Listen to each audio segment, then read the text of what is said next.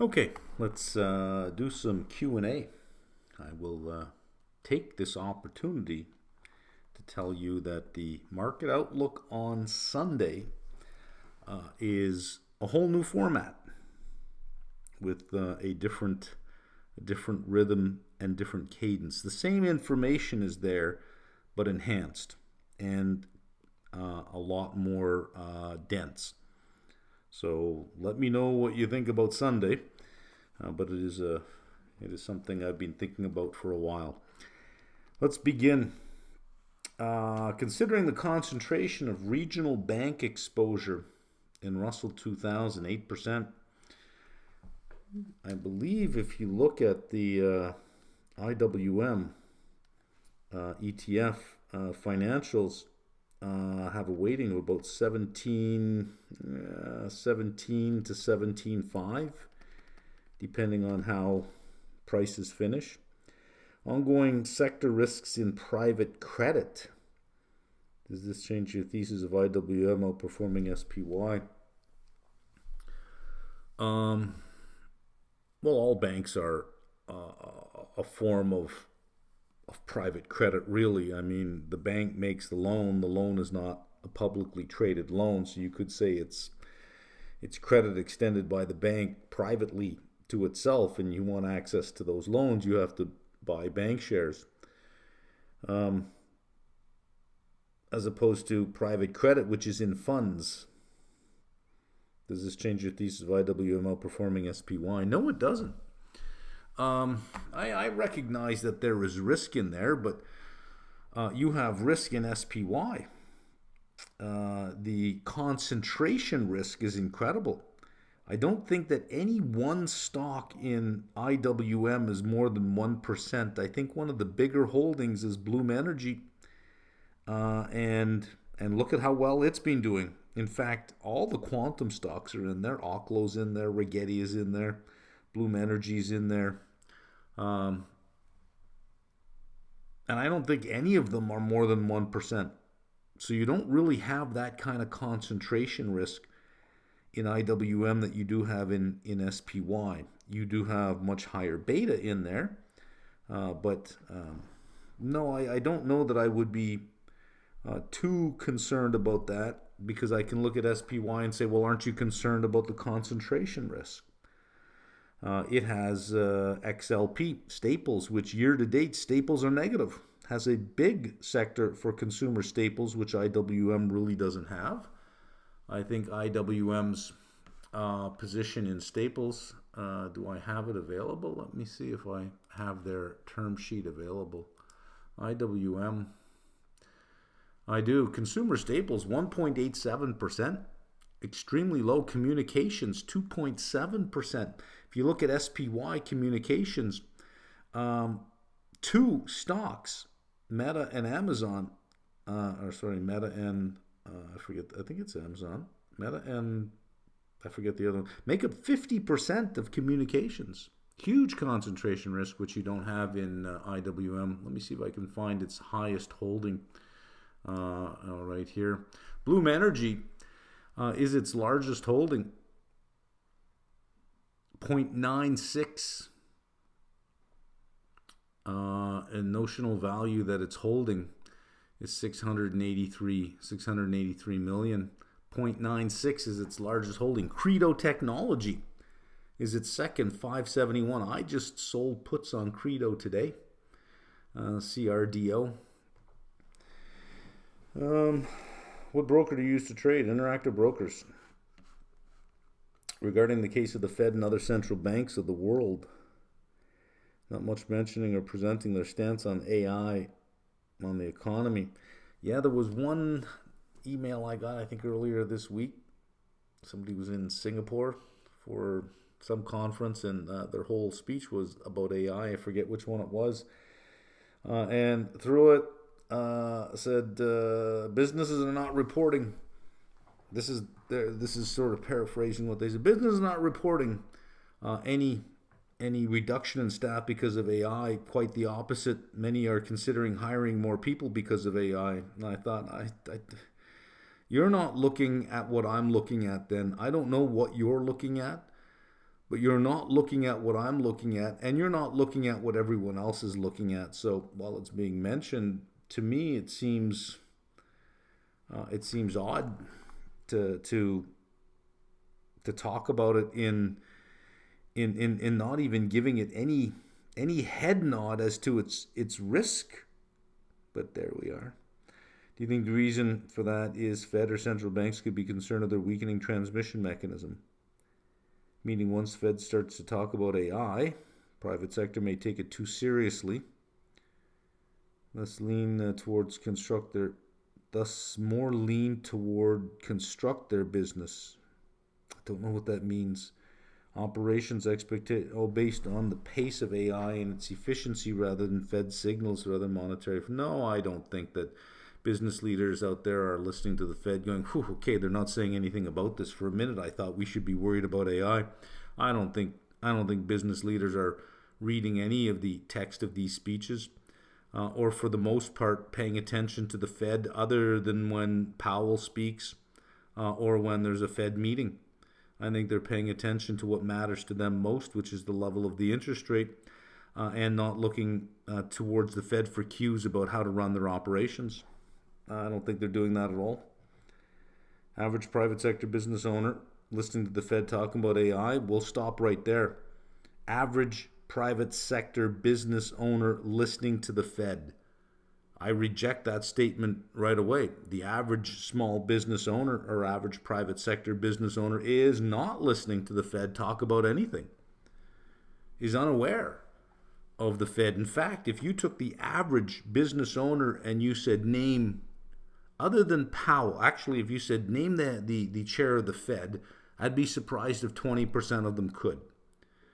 Of the ones that could name Powell, ask them to name two more. Ask them to name one Fed president and one governor. I doubt that anybody could. Pick a name at random and say, is this person hawkish or dovish? Mirren, hawkish or dovish? I doubt if even 1% of average business owners would have any clue, would say, well, who is that? You're attributing too much interest in what you're interested in towards other people who are just not interested. If I asked my neighbor, tell me about the Fed positioning right now and what's going on with the new chair. The what? The who? Unless you're in the financial industry, you don't really care about this. So, average private sector business owner listening to the Fed talk about AI, no. The average business owner is not listening to the Fed. I would have been more concerned that AI pace is indeed a real and absolute. Thus, I would no. And there again, I don't think that any business owner is looking to the Fed for cues about how to run their business. Is not looking at them saying, okay, they're not talking about autonomous driving. I guess it's not a thing. And they're not talking about space travel, so I guess that's actually not going on. I don't have to worry about that. And they're not talking about the future of the education business of which I'm in, so thank God I don't have to worry. No, I don't think that is what's going on. I think the average business owner couldn't tell you anything about the Fed and is way ahead of where the Fed is in terms of how it's running its business. And this is why the Fed does this release called the Beige Book, which the Fed presidents go out in their district and they talk to business owners. What are you doing? What are you doing? And the Fed is hoping to glean some information from that. It's not as if the businesses are going to the Fed saying, hey, what are you doing? The Fed's going to the businesses saying, what are you guys doing? You guys are way ahead. So no. No. How do you interpret stock moves the day of or days prior to earnings? Should these be interpreted as expectations for earnings or just volatility? A little bit of both, I imagine. What do you think of Coreweave sell-off due to the delay from one of their partners? Are these cracks in the AI build-out or just fear being exaggerated by everyone echoing that we're in a bubble? I don't think they're cracks in the architecture at all. I think it's a ceiling. It's representing that, listen, we can do more work. It's just we can't get this stuff done. What a high class problem to have. At some point they'll get it done, but if there is a ceiling on your potential earnings, on your potential growth, then there must be a ceiling on the price I'm willing to pay for what you have. And I think that's all that is. And this always happens when a company, when the market is disappointed in a company, it'll sell off for 3-4 days, and then it'll go down and it'll go up and it'll go down and it'll go up. So, you're going to have something that looks like this, and then, so it goes over a couple days, and it'll do this for a while, and then it'll start doing this again. Right? This story is far from dead until it's dead. And it is far from dead. The technology that this represents is a whole new operating system to the way we operate, to the way business operates. I think it is quite rightly been referred to as the fourth industrial revolution, and this is big. With most technologies, when they come out, they're really neat. They enable you to do some certain things. The cell phone enabled you to be in contact while you're mobile. The internet allowed you to exceed physical barriers of where you happen to be in terms of how you meet people, where you meet them, how you communicate, how you do business. This changes the very nature of the work you do in what you do, in that it removes a lot of the administrative stuff and isolates your expertise. That's huge. Once you start embodying AI into devices, once you're, just think about all your household appliances. Think about your, all the devices that can be made. I saw this one now. There's this ring, apparently that's Ives with OpenAI put this thing out. I didn't follow it too much, but you're getting these new devices now. It is huge, and when you have some analysts say that the market is underestimating the size of this, the more I look around, the more I read companies' 10Ks, 10Qs, the more I see what they're trying to get done, the more I can see what I can get done. I'm realizing that we are really in early innings of this. This is a 3, 4, 5-year build out because it's real and it's here. When the internet was being built out, everyone rushed to stake out some real estate on the internet. I'm me.com, I'm you.com, I'm this.com, I'm that.com. What's your revenue model? I don't know. We'll figure it out. Eyeballs first.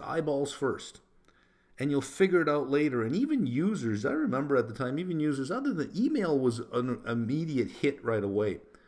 But it was unclear as to what value I was going to get off of this. I remember thinking one night, okay, great, I've got this. I've searched for a few things that I don't really care about just to see if I could find anything. But, in my day-to-day life, I don't know where the value is going to come from. Yeah, I can buy books online, but I like going to the bookstore and picking up the book and being able to flip through the book and see if I like the book or not, read a couple of pages in there. I like to be able to look around. So it wasn't clear that I was going to buy towels or books from the internet. But now it is clear that I'm perfectly willing to do that. Right? Perfectly willing to buy a computer system off the internet because I buy it from Apple directly and I wait for it to be delivered. But if you would have said in 1999, you'll be buying your whole computer system off the internet, I thought, come on, you got to go into a store. You got to see it. You got to see what it looks like. But the AI today has very real revenues and very real use cases that I can see right away. And it has revenues. My combined spending is over, not over yet, but sitting around $1,000 a month. If you would have told me 2 years ago, oh, you'll be spending $1,000 a month in AI, the way AI was 2 years ago, it was oh, give me a break. I'd have to be drunk all the time to get that done. But if the AIs raised their prices such that I had to pay $3,000 a month, knowing what I'd have to go back to, if I didn't have it, I'd pay the $3,000 a month. I don't think the AIs have even begun to value what this is. The free side is going to be full of ads. It's going to be full of ads. The typical SEO for Bob's repair shop to rate in a search is dead. You've got to somehow show up in an AI search, which means you're going to have to pay for advertising. I think it's going to increase the business forever. We haven't even begun. I mean, just me thinking about the possibilities. So no, I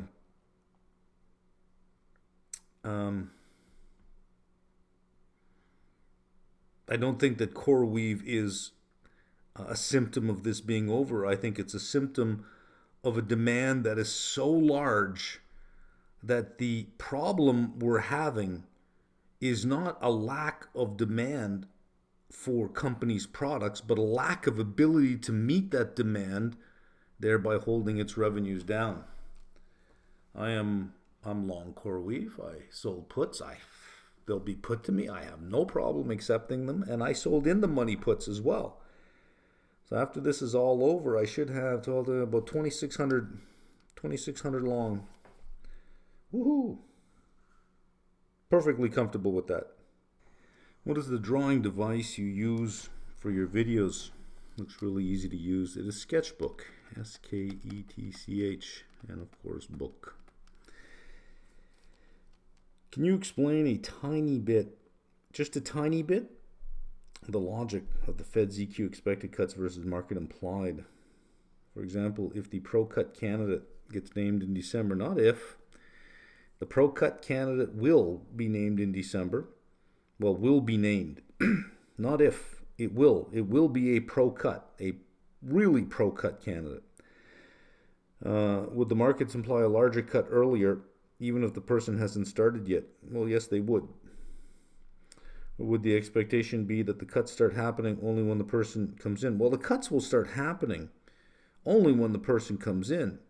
But the futures will start to reflect the very real possibility of it. And if he gets a job in May, would they cut at larger than expected rates in any meeting? Well, that is the thinking, right? You put a pro-Trump candidate in there who decides they're going to revamp the Fed. They've got 5 months to think about how they're going to change things. If they're going to be the head of the Fed, if they're going to be the chair of the Fed, there is you don't wait until one guy is gone, the other comes in before he starts. He starts well before that. Has meetings with the other Fed officials, has meetings with the other governors, introduces himself, talks to them. This is what I'm thinking of doing. Here's where I'm going. It's a tapering process over a period of time. You don't just start cold and on day one say, hi, I'm so-and-so. Who are you? And there is a handoff period between Powell and the new Fed chair over a period of a couple of months. So it's not just a cold handover. I'm wondering of the structure as March-April ZQ contracts may end at 3.5 while June could realize 3. That is true. We won't know until we know. This is the game we play. We play with a wall of not just uncertainty, but unknowability. The future is not unknown, it is unknowable, because there is no future. I want to know whether there are any derivatives on top of derivatives in private credit or not. What would be the best way to find out? Beats the hell out of me. I don't know. It's private. So if there were derivatives on top of derivatives, you'd have to be on the commercial side at least. I'm not, so I don't have access to that kind of information. Can you do an earnings trade as part of the portfolio management series? Exactly what are you doing and what are you looking for in entry and exits? Well, I'm looking for something I wouldn't mind owning. Number one, that's filter number one. That if a stock dropped on earnings, I would not mind owning it. But if I don't want to own it, then I'm just gambling by playing earnings. I'm betting on the probabilities at that point, which is okay, but I am gambling. I want to, if a company misses, end up owning the company. So wherever it happens to be in price, let's say it's here, and let's say that's $96. I'll take the call and the put for the most front options there are, because implied volatility will be way up. And I'll find the closest strike price to wherever the stock price is. That is the straddle. And the call and the put, you can say, okay, well, add them up. Let's say it's $20. You go $20 up and you go $20 down. The market says that the implied move on earnings will be somewhere within that distribution. Somewhere in there will be the distribution. That is based on implied volatility, which sometimes can get as high as 150 to 200%, especially for high vol stocks, when their volatility might normally be 84 to 90%, let's say. So we know that is way too wide based on history. Most stocks fail to beat their straddle, so if you like the stock, you say, well, that is the lower wing right over here. I will back it up a bit. I will find a put with a strike over here with this very high implied volatility, and I will sell that put. And if it gets put to me, again, the first filter, I don't mind owning it. 90%, 95% of these fail to beat their straddle. So that's all that is. In every earnings season, there might only be 25 or 30 stocks that I care to do that on. And even then, if the IV is not high enough, I'm not going to do it. It's trial and error. I mean, I can tell you process, but you have to find your own stride. So I can tell you, how to jog. The right layers of clothing to wear and the temperature that you're in, the type of shoes you want to wear, the type of speed that you should maintain. But everyone's got to find their own stride in the end. You can read about running all you want, but until you start doing it, you're going to say, this doesn't work for me. I don't like these shoes. I don't like this kind of ground. I don't like running on gravel. I prefer pavement. I hate hills. You got to find your own stride. So even though I tell you this, translating it into action is a different thing altogether.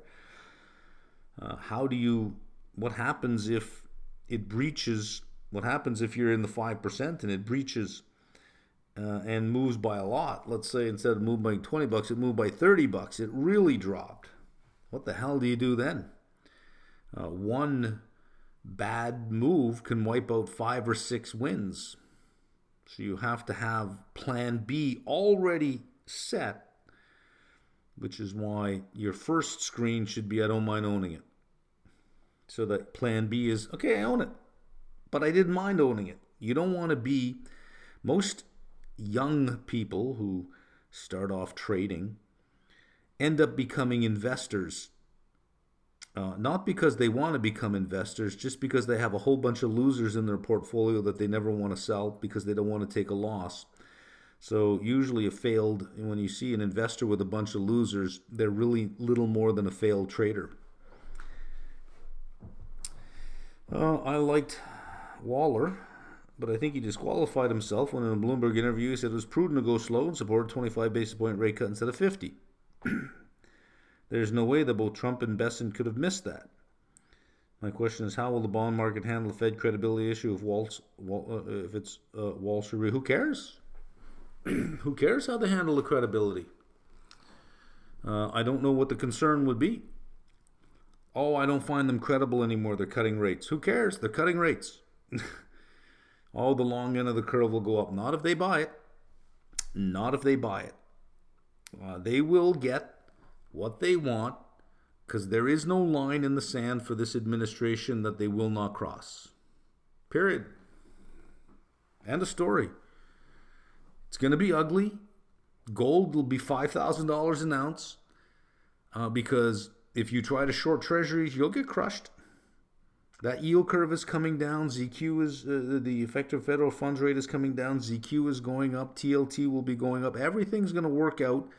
Not because the market's going to work out, but it will be highly engineered between the Fed and the Treasury. They will get what they want because they will engineer it that way, which means the effect will have to show up somewhere else. Look at gold these last couple of days. Look at silver these last couple of days. I think the market is slowly beginning to say, you know what, this is going to be a shit show, much like the tariffs were a shit show. This is going to be a shit show, so let's get into gold as we get closer to that announcement, right? What was at the start of the video? Is it something from Serify or something you're doing? Something from Serify, of course. It's for CFA. I tried to keep it short. I think it's only like 10 seconds. I don't put any advertising in any of the videos, so you're never interrupted with advertising. There's a little 5-second intro in the beginning, a little 5-second outro at the end, and I put a little 10-second, or Serify asked if they could put a little 10-second clip in there. I'm not asking much from you. I'm giving all this free, just a little bit in the front and the end. That's all. What is the most effective way to trade a lower Fed funds rate for April without enough capital for futures? Don't do it. Would a call option on futures work? Not on ZQ, because there isn't the liquidity in them, and there's just no premium in them because, there's no liquidity. No one really plays those. There's a mismatch maturity between options and futures. It wouldn't really matter for this. Worried that duration on TLT is not enough of a pure play. Well, DLT has nothing to do with the effective federal funds rate. Shouldn't say nothing to do, but it will not move the way ZQ will. How do you think of the performance of broader AI modal landscape right now? You got to narrow that down. I know you've always been a fan of Perplexity, but I see that you purchased Ultra for Google Gemini. Curious what your subscriptions you have. I have the top subscription with AI, OpenAI, the top subscription with Google, and with Claude or Anthropic, I have the 5X one. There's the $20 a month or $25 a month. There's the 5X one, and then there's the 10X. I have the 5X. And I have the Perplexity Pro subscription. I think that's about all I pay for right now. I've noticed subtle deterioration on ChatGPT 5. Don't praise it. If you're praising it, it'll over index on what you're praising it, and then it won't break out of that. I believe they're directing a lot of resources to their next model, so they're taking resources away from current performance. It depends, I guess, on what you're paying for. Considering a strategy where I sell put credit spreads on SPY and Q, 2.5% to 3% below the market price, expiring 1 or 2 weeks out. Market moves against me, I will close the option position once the cost to close has exceeded 200% of the credit. Sell another put credit spread further out of the money and on the same expiration and try to minimize the loss. Start selling puts on SPY or QQQ 5 to 10% out of the money, expiring in 2 weeks to acquire the shares that the put options go in the money. If I go with option 1, I would gain close to the position. I would again close the position once the cost to close exceed 200%. I'm hoping to get your thoughts on any constructive criticism or feedback of this strategy.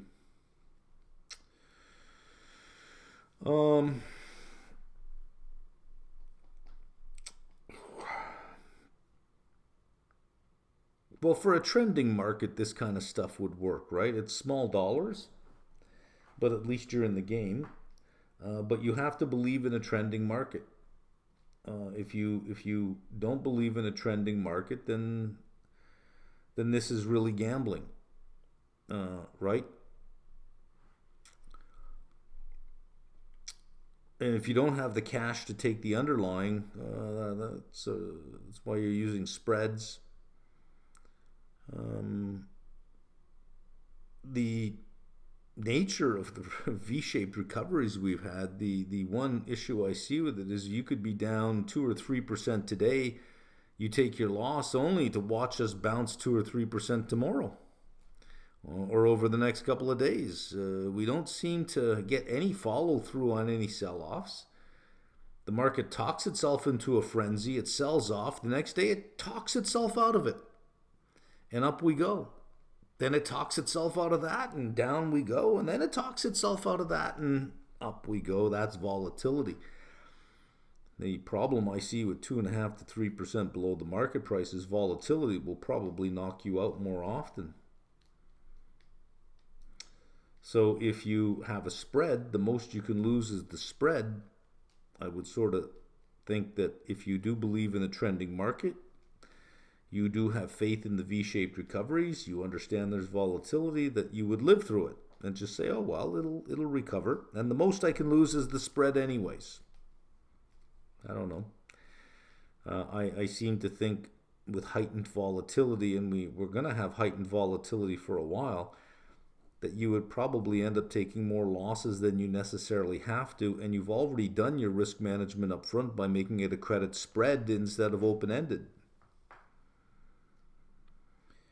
Do you get the live sessions with applied analysis or just applied asset management? It wouldn't matter to me which one.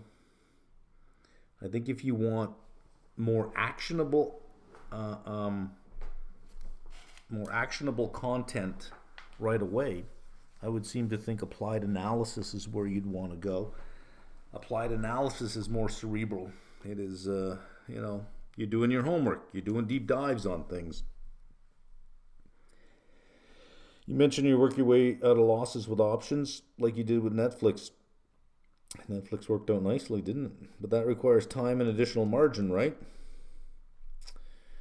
Well, sometimes additional margin, sometimes not, but it does require time.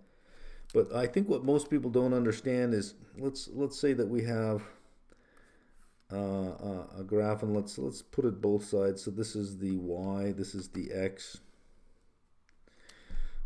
This is dollars, and let's say that you're down 1,500. You got to work your way to zero over time, right? Doing that is the same as starting at zero and working your way to 1,500. So you could say, oh, why not just take the loss and move on? Okay, take the loss, start somewhere else at zero, get to 1,500. Or say, well, I'm down 1,500, I can work my way to zero. Same amount of money. I'm up 1,500 here. I'm up 1,500 here. Same amount of time, most likely, but here I have to find something and take the chance again that it's not going to hand me another loss. Here I know where I am. I know where this line is. I know where I have to get to. I know I have options. And I know I can work my way out of trouble as long as the underlying doesn't have these big delta moves. In other words, if it doesn't keep moving, like what is hard is a stock that drops like this and then drops like this and then drops like this. You can't keep up with that. That's the risk that you have, but you have to assess how bad was it when it dropped. Was it just initial market reaction? Was it a repricing from a high multiple to a lower multiple, but fundamentally still a sound company? But that seems to be the thing that people are missing. Just take the loss and move on. I mean, you've got capital tied up when you could just be somewhere else. My answer is, yeah, but going from negative 1,500 to zero in a month is the same as going from 0 to 1,500 in a month somewhere else. It's the same thing. So I'll stick with the devil I know. I know how to get out of that.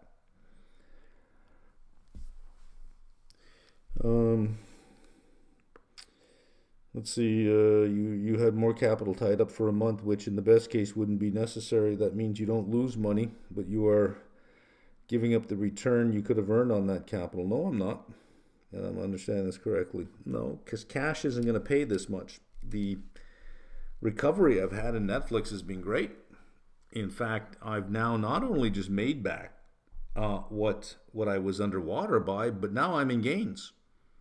Where is Netflix now? 11:37 today. Been having a great time. All the other tech stocks were down today. Looking across at Tesla, at Meta, at Microsoft, at Amazon. Look at Netflix, green when they're all red. Right? Can options improve a portfolio's risk-adjusted returns compared with only using stocks and bonds? Yes, absolutely. By selling covered calls on the optimal portfolio on the efficient frontier, you got to start leaving the textbook behind. There is no optimal portfolio on the efficient frontier. It's a theoretical framework to think about portfolio allocation and optimization. But there is no one optimal portfolio, and there is no real efficient frontier. That is really theoretical. That's a theory, right? That's called modern portfolio theory, not modern portfolio fact.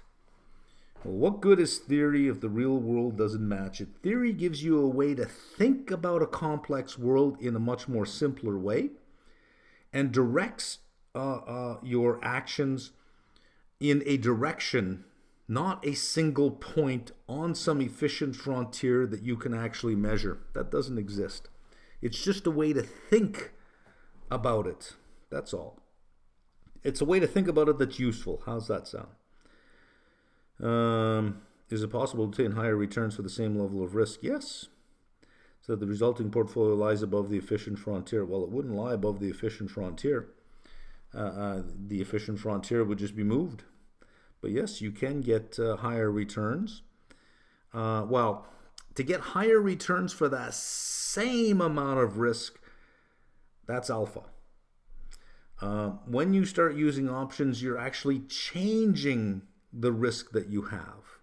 So if you sell a call on a stock you have, you're getting negative delta when you sell that call, so that the equivalent of the number of shares you have is actually lower. So you're not getting the same return for lower risk. You're actually lowering your risk in doing it. So it's not as if you're holding risk constant when you use options. On the Fed and the Treasury, I'd be curious to hear your thoughts. Should there be closer alignment? Sure. Especially with this level of debt, there better be closer alignment, because you cannot, and this is a sad thing to say, but you must accept it. As Aristotle said to Plato, you cannot describe the world as it should be. You must describe the world as it is.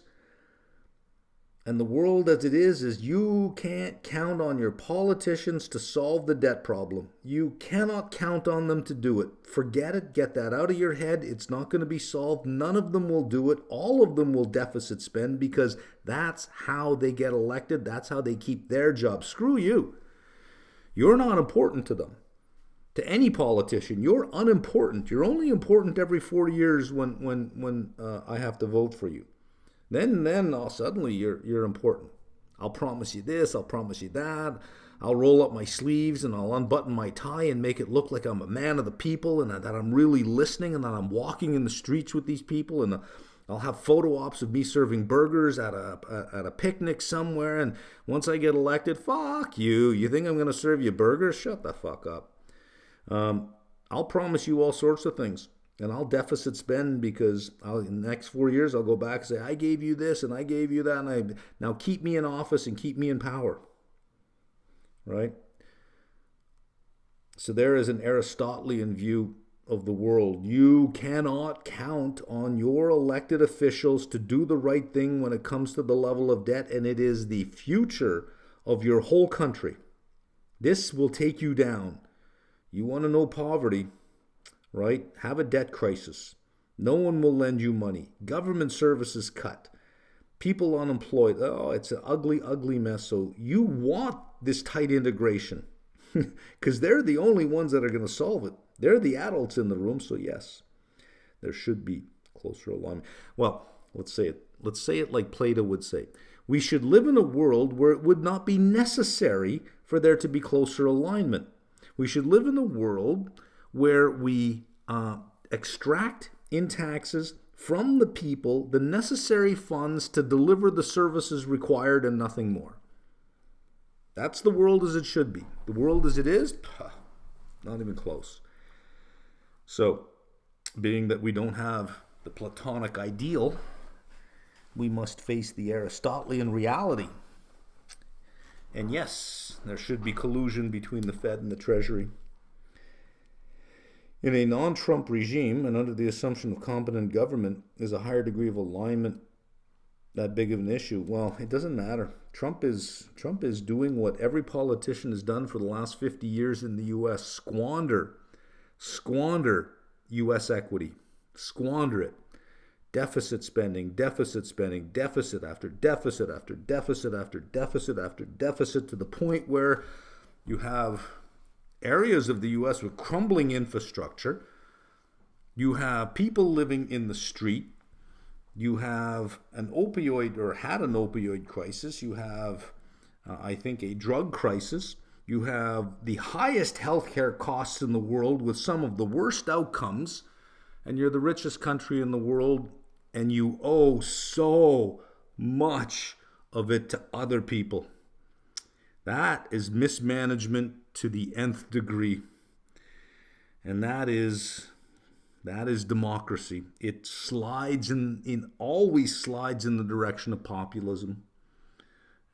Populists promise you this and promise you that, and free food for everyone and free buses, and we're going to show the rich. Well, yeah, show the rich. The rich will show you. They will leave. And to use a street hockey analogy, they will take their puck and their net with them, and without that, you have no hockey game. For all my Canadian northern friends who grew up playing street hockey at night. With that orange ball. Remember that orange plastic ball? Because that's the only thing you could see at night on the street, is the orange ball if it ever hit a snowbank. Those black pucks you lose all the time. Where'd the puck go? Where do we leave off here? I know this question isn't strictly connected to the market outlook topics, but I'd like to hear your view on it.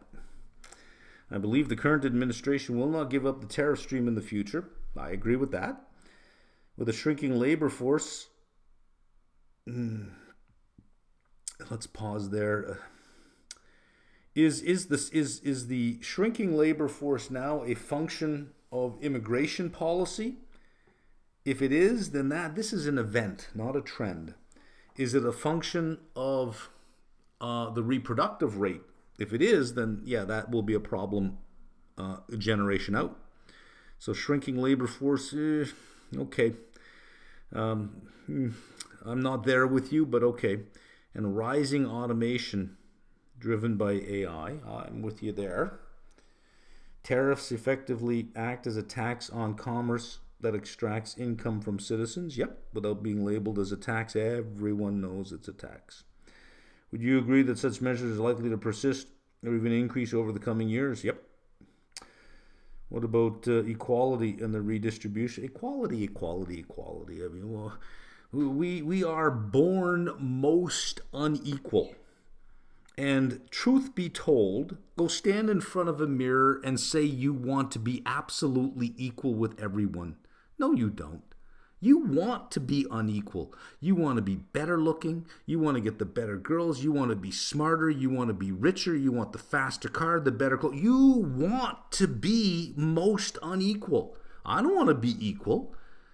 Where's the individuality in being equal? This is the culture we live in. We live in a very individualistic culture. I, as a person, accept that. I also accept the risk that I will be unequal. I have more than other people, and there are other people who have more than me. But I do not want to live in a world or in a society in which I have no choice but to be the same as everyone else. Where is my motivation? Where is my desire? I can't be smarter than anybody else, because what would come of it? I can't try harder than anybody else because I get the same thing as you, whether I try or whether I don't try. And when you see a bunch of people around you not trying and getting exactly what you get, you think, why the hell should I try? There was an old expression in the Soviet Union years ago. They pretend to pay us and we pretend to work. And that's what it leads to when you start going down that path, if you start thinking about equality for everyone. Why would you want equality anyways? If you get equality, you have no entrepreneurs. You have no neuroscientists. You have no astrophysicists. You have none of these people. Is it fair that somebody who works at Walmart as a checkout should be paid the same as a brain surgeon? Is that fair? Would you say that is equitable? I would not say that is equitable.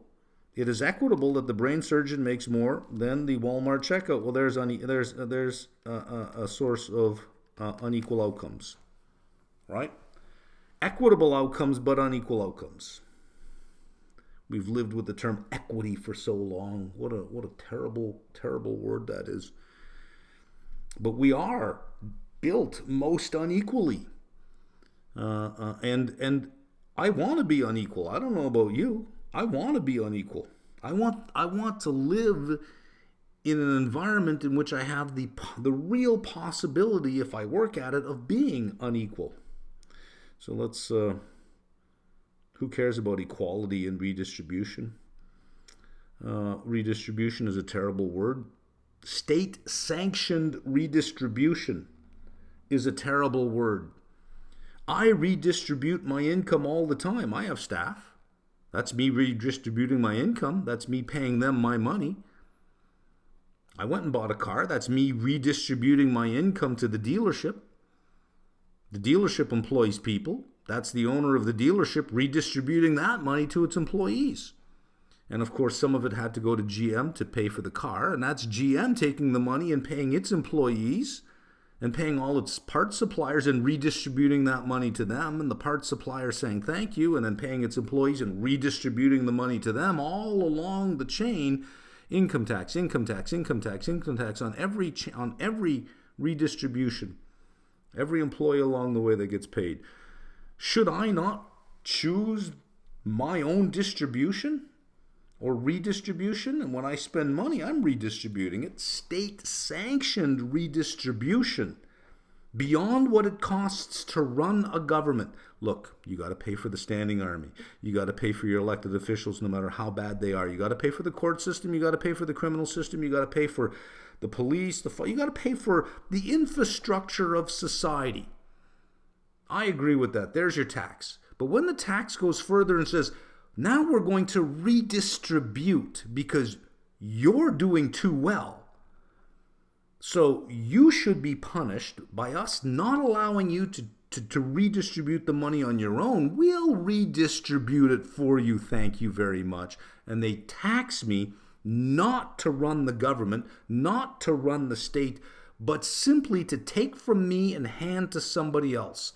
I disagree with that. Tax me to run a country, tax me to run a society, but when it comes to saying, okay, now let's get into redistribution taxes, I disagree with that. If you let me spend my money, I will redistribute it. It does get redistributed. So I thought all those rants were done when the whole woke thing died. There should be a song about that, the day wokeness died. Should be a country song too. The day wokeness died. Maybe I'll sing it. In reference to ZQ position, how much control do you think Trump can really exert over the Fed? Well, I mean, before he got elected, if I said, Trump is going to do all of this stuff without Congress, you would have said, well, you need Congress to get it done. The question would have been, how much can he really exert over Congress and the Senate? Well, there you go. He hasn't needed them for anything. My opinion, a lot. He nominates one of the 12 voting members in January. Bostic is retiring, eh? Bostic is and I said this months ago that all you need to do is you need to make an example of one person. One person. Remember in August you had one governor resign and say, I'm going back to academia, and that put Stephen Mirren on the council.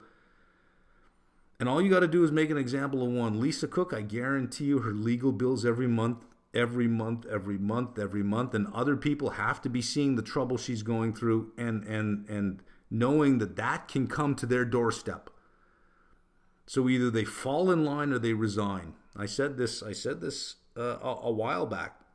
All you got to do is make an example of one, and everyone else will either fall in line or resign. There's Bostic. There's the next one. So now you have the ability to put somebody in place that will toe the line. There'll be more. There will be more. Because if you're a person of honor, if you're a person that cares about the job you do and the reputation you have, and you cannot start delivering 50 basis point cuts and giving the Mad King whatever he wants, then resign. Because the Mad King will come after you. Resign. Just resign. And move on in your life. You don't get paid enough for this shit. And that's what Bostic, I think, sort of came to the conclusion of, is that he just doesn't get paid enough for this stuff. There will be more. So yes, I do think he'll own the Fed. I do think he'll get what he wants. I do think that once you get to the first meeting ex-Powell, you'll get 50 clips of 50. And honestly, do you see them stopping at 2%? Do you see them stopping at 2%? I don't think so. No, I don't think. Personally, I don't. I think with the amount of financial sophistication we have, a lot of the economy is immune from interest rate changes, except at the margin. That I think if you got to 2%, it's not going to cause inflation. We had 0% and there was no inflation for 10 years. You're not going to stop at 2, you're going to 0. You're going to 0. Why? Because you're going to force all the stablecoin holders to hold these treasuries. Why pay them a penny? I see the plan unfolding. Regional bank president seats could be turned over in early 2026. Yep. Their selection is determined by each bank's board of directors, and then they still have to be approved by the board of governors. They're not going to put anybody up who's not going to get, who has zero chance, right? How much influence can the administration exert over each bank's board of directors? A hell of a lot by example, right? I think I've made my point there. What do you think is the best way to measure R star, the neutral rate? Best way to measure it. That's a tough thing to do because the economy, what we have to do in economics is you hold everything else constant to attempt to measure something. The problem is nothing is ever constant. So other than a theoretical argument or a theoretical debate that you're having about it, nothing is ever constant. There is this theoretical concept of a neutral rate. I don't believe it exists at all. I think the neutral rate is environmentally dependent. That in some cases a neutral rate might be a negative rate. For Japan it was a negative rate. For Switzerland it was a negative rate for a while. It could be a negative rate depending on what's going on. It could be a very high rate. Or it could be no rate is going to be neutral. So I think it is just a great academic debate, but I don't think it's practical. I don't have a strong opinion on this. I think the 2-year yield is a good approximation of the neutral rate. Why? So if the 2-year yield is current 3.57, somebody asked me what R star is, I would say 3.57. Okay, well, what if the 2-year rate was 1%? Would you say that's neutral? If the 2-year rate is the neutral rate, make the 2-year rate 1%. There. You just said the 2-year rate is your best guess of neutral. Make the 2-year rate 1%. Is that neutral? Make it 0%. Is that neutral? I don't know why 3.57. Was it neutral when it was 5%? Was it neutral a few years ago when it was, 40 basis points? Someone wants to know how restrictive or not restrictive Fed funds rate is right now. I would say look at the value of the Fed funds minus the value of the 2-year yield. Uh, I would disagree with that. I don't see the point of that. What measurement would you use if you want to determine what the neutral rate is? I wouldn't even bother engaging in what the neutral rate is. I don't know that it's useful. Usually when we think of a neutral rate, we think of the real neutral rate, not a nominal neutral rate, but a real neutral rate. I don't know that I'd spend any time on it because it's unobservable. You have to guess at it. And if it's unobservable and you have to guess at it, isn't it kind of like God? How do you move your delta towards zero on stocks like ABR with low liquidity? Low liquidity in the options, you mean? Well, see, this is all part of risk management, right? You would have known this on the way in. So on the way into anything, you always ask yourself, what are my exits? What tools do I have available to myself for risk management? And if you would have looked at the options, you would have said, well, I don't have much here. I can't count on the options. So I'm going to want to size my position to have a certain type of risk, and that's it. So you would have had a different sizing on your position. And how do you move your delta towards zero? I guess, on a stock with no options, you would just sell some of your shares at a lower price. You don't have to close them all, but sell some at a lower price. But your risk management would have happened on the way in. Now it pays a dividend, so you get paid to wait. Do you think you will go through with this dividend of at least 2,000? No, I don't, because I think it's dumb, and stupid. But so is he. How do you identify and manage pure volatility trades that neutral like IBIT and MicroStrategy? Well, they have a common underlying driver. That doesn't mean that kind of trade exists out there everywhere. That was this particular trade. How does Google search and Meta doesn't have to pay? Isn't Google paying the website owner as part of AdSense? Not in search. Not in search. The advertiser pays the website, right? So if you're Bob's Repair Shop and you say, look, I'd like to accept some advertising, you'll find a supply side company and you'll say, look, I got this ad space available. And there'll be a demand side company somewhere that says, well, we have these advertisers and they'll match you up. But when you search something and you see all those sponsored links, those are the sponsors paying Google to be there, whatever website it is. Google gets 100% of that. There's no intermediary. They don't have to pay anyone. People are paying, companies are paying to be the sponsored link. If you click on that sponsored link and there are ads on that page, that is done through another exchange. It might be done through AdSense, but it's just an exchange. Meta paying the content creators. What content creators? You have your Facebook profile. You have your timeline up. I don't know. I don't use Facebook. I'm just making this shit up as I go. I hear the word timeline, so I think you got a timeline. You got your pictures. You got this. You got that. You got ads on the side. YouTube, Meta's not sharing any of that revenue with you, right? Not unless it's very specifically created content, but for the most part, Meta's not sharing that stuff with you.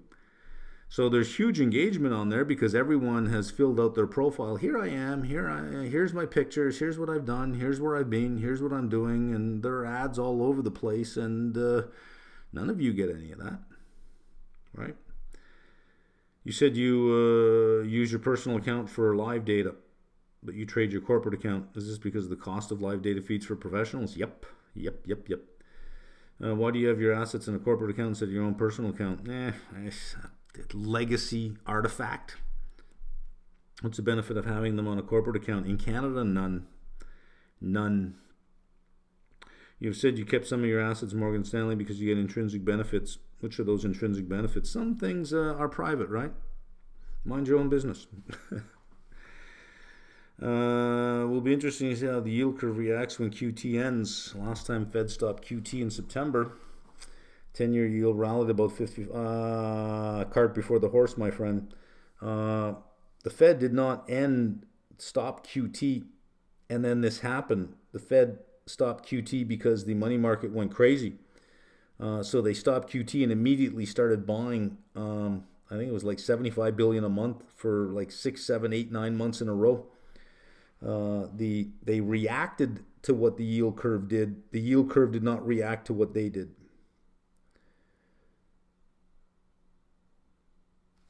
Stimulus checks, 15-year auto loans, 50-year mortgages, 6-7%. They do their best teaching textbook financial responsibility those days.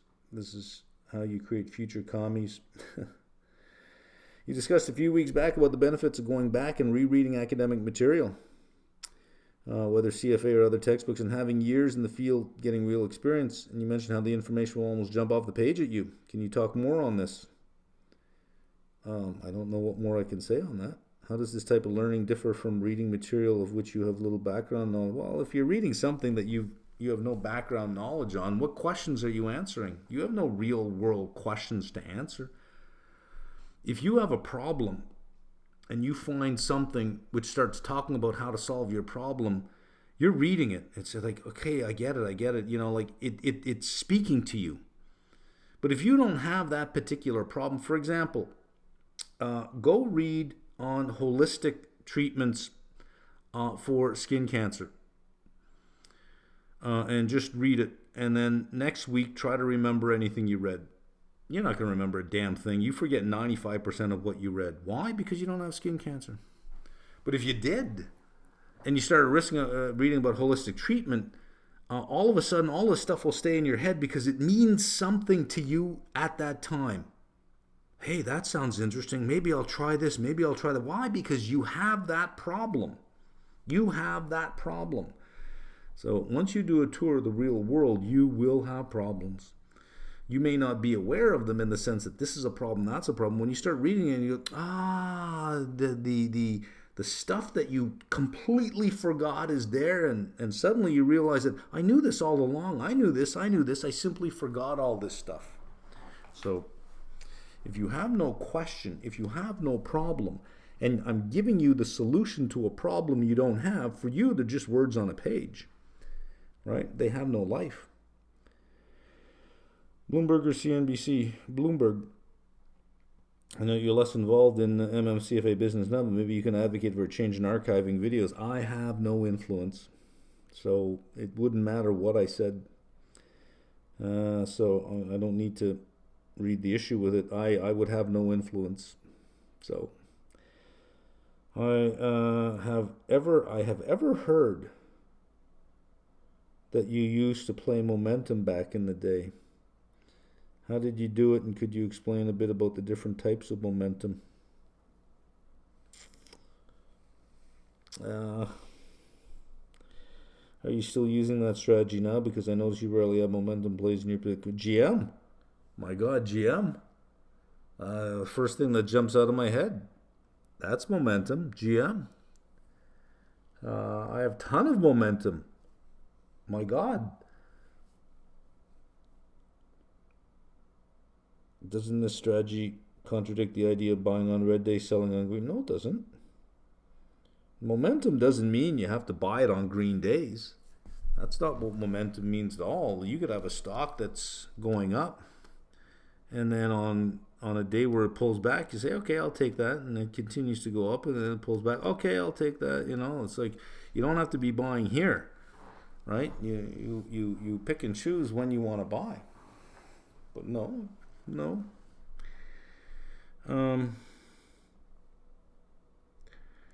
SPY, momentum. IWM, momentum. Triple Q, momentum. If you're in equities, U.S. equities at all, momentum. Momentum. So I don't know how you feel. I'm not there. You several times mentioned you do not very much like lawyers due to multiple reasons. Just recently in the example of Lisa Cook. Yep. Thought lawyers are one of the most complicated professions involving high metacognitive levels of thinking. That's justifying hourly very high premium paid for lawyers. Yeah, sure. And if a lawyer wants to work an hour, I'll pay them for an hour, but that's not how they bill you. They work for an hour and they bill you for 6 because they got to make partner. And they'll come up with billable hours because they got to make partner. And they'll get it from you. And one junior lawyer says, you know what I'm going to do? I'm going to bring somebody in on this because they have a certain expertise that we're going to need. And then that other lawyer says to their clients, you know what? I'm going to bring somebody in on this. And they bring each other in on each other's cases. Why? Billable hours. You don't need it. You don't need it. Billable hours, billable hours, billable hours. They help each other out. Billable hours, billable hours. Next time you go see a lawyer, I want you to repeat as you're walking in and sitting down. Billable hours, billable hours, billable hours. This will cost me 5-6 times more than the actual work they'll do. Billable hours, billable hours, billable hours, billable hours. And if the court case is a year away, every month you're going to get a bill, and you're going to say, "But it's not for another month." Oh well, we got to do this, and we got to do that, and we got to do this and that, and suddenly there's a team of 3, and this and this and that. Billable hours, billable hours, billable hours. And they could solve your problem in an hour with a phone call, and come to a solution. Say, well, what's your side willing to give? I'll see what this. No. There is no motivation to end your suffering and end your problems. It's about keeping you in the game for as long as they can. Billable hours, billable hours, billable hours. These are some of the worst humans in society, and especially litigation lawyers. Some of the worst. Listen, I know people who work in law firms, and they'll say, look, it took me an hour to do this thing, and the partner will say to them, you bill 6, you bill 4, you bill 3, never bill an hour. You bill more, always. Pad the bill, pad the bill, pad the bill. It reminds me of bartenders. If you want to find thieves, it's bartenders. But try to get a bartender to admit they're a thief. There's not a single thief among them. Not a single, oh, well, I know that goes on, but not me. I know that goes on, but not me. Any waiter, waitress, bartender, valet you talk to will tell you, oh, here's what's going on. Not me, though. Not me, though. Same with lawyers. Oh, I know that goes on, but not me. I bill exactly what I work. Every lawyer bills exactly what they work, but somehow the profession is known for overbilling. In other words, not only do they overbill, they freaking lie to your face about it too. Any lawyer that says, oh, I don't overbill, you could say, oh, well, not only are you a thief, now you're a liar. Get out of my house. But watch them on the way out, because they'll grab whatever knick-knack they can because they're freaking thieves. And then they'll tell you they didn't take it because they're liars. I fucking hate lawyers. Well, I shouldn't say I hate lawyers. I'm sure the people who are lawyers are good people. It's just the nature of the profession that makes them the way they are. The profession is very broken. I think we should have a civil law system like Europe has and not a common law system. Because with a common law system, you're not walking into a court of justice, you're walking into a court of law, and you need a lawyer because you got to make the legal argument. If you try to make the just argument, you're not getting anywhere. It's not justice. Don't go to court in North America looking for justice. You go to court looking for law. Right? So, look at this. Wokeness, lawyers. You're bringing up all the trigger words for me here. I'm not going to sleep tonight now. I can see myself having a chocolate bar after all this, and what's the point? All right, where are we? Didn't we thought that GLD and SLV will fall once there's any sign of reopen of government, or government reopens? Well, I don't know. Did we? We as a group, collectively? I don't recall. How come this big rally in each? Is it because everyone thought it's time to buy the dip? Nah. I've just started a fixed contribution plan to buy each. Should I pause and allocate some? I'm not going to give advice on that. There's a certain amount of speculation. There's a certain amount of, a story that's probably gotten too big. Gold and silver probably are story, kind of like story stocks now. There is a crowd that is attracted to it, so there's a momentum factor as well. There is some fundamental reason why. Bitcoin doesn't seem to be doing its thing. It looks like it wants to break 100,000. As a technology, I think it's failed. As a collectible, it still has an audience, 100,000 per Bitcoin. But as a technology, the blockchain and Bitcoin, I think it's failed simply because, as elegant a solution as it is, it's a solution to what problem, right? If you have a Fed that is going to say, just lower the freaking rates already, just lower them already, and with the debt, we'll just own it all. Then maybe gold is where you want to be. If you're going to drive down the real rate, which is what you would do if you lower rates across the board without solving inflation, is you lower the real rate. Gold responds to the real rate. The higher the real rate, the lower the price of gold. The lower the real rate, the higher the price of gold. So these big rallies in gold, probably, if we believe that the market is rational, we would say the market is expecting very low real rates. Well, it would be nice if ZQ would pay attention to that and say, well, if that's what gold is doing, maybe we should start pricing in lower rates as well. It would be nice if ZQ just got on the same page. Or is gold wrong? And maybe gold should get on the same page as ZQ. No matter what way you look at it, those two things cannot exist together. Either gold is priced wrong or ZQ is priced wrong, but they both cannot be right. The other thing is gold might be responding to the potential of a big drop in the US dollar. Oh, it's going to crash. Which could be the case if all these tariffs are canceled. There goes the budget deficit. There goes the long end of the curve. There goes the dollar. Boom, gone. All those trade deals, countries will go, the hell do I need you for now? So they might be thinking that maybe the dollar is going to take a hit. Or maybe both. The dollar will take a hit and real yields are going down. $5,000 gold, 6,000, 7,000, 8,000, right? So trying to find the factor, that's very hard. You know, at the end of the day to say, oh, gold rallied because of this. Who knows? It's a constellation of a whole bunch of things happening at the same time, not just one thing, and these things compound. Do you think it's easier for the U.S. to build out rare earth processing or for China to build out next generation chips at the pace of TS? Oh, I see what you're saying. Well, it's hard to come up with natural resources. Either you have them or you don't. And it's probably easier to gain technical expertise than it is to come up with something you don't own. Today we heard that there might be tariff relief for stuff the U.S. doesn't make. Cocoa beans, for example. It's like, well, duh. What about bananas, right? Duh. I mean, and coconuts, duh. Like, why didn't you think of this before? You're tariffing all this stuff. And it's like, but you have no domestic production. Hey, make your cocoa beans here. Bring your mines here. That's the dumbest thing I heard. No, we're going to tariff all these mines. Bring your mines here. How are you going to get that done? Bring your mines here. Stupid.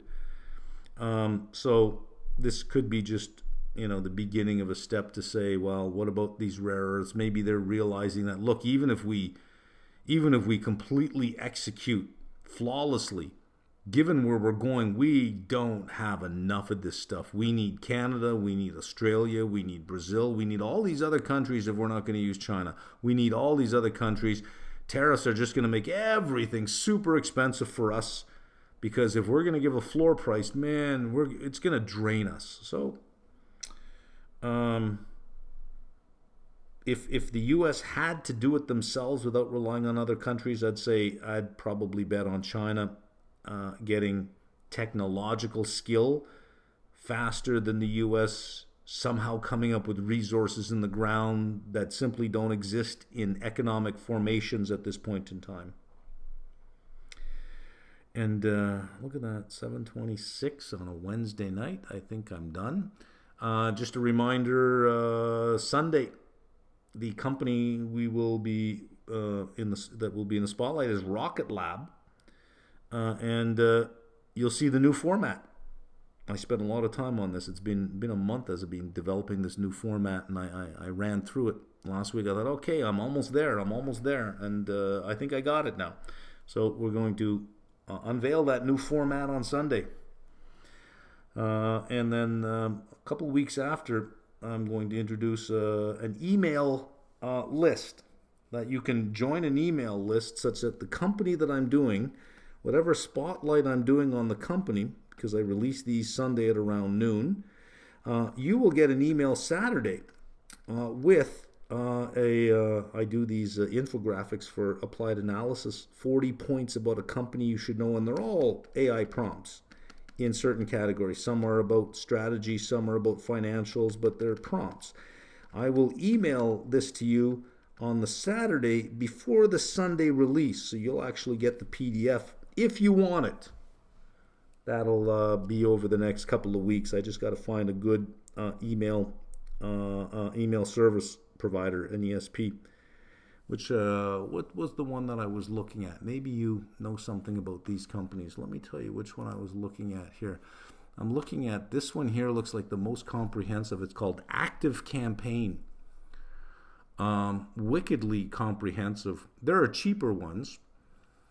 This thing here starts at about let me just let's say you do 5,000 and you do email and WhatsApp. And you take the Pro, you're starting at $362 a month, $4,200 a year. But it has so much power. Maybe there's somebody out there that knows a good ESP that is on par with Active Campaign, but it seems to have absolutely everything. Anyways, let's leave it there.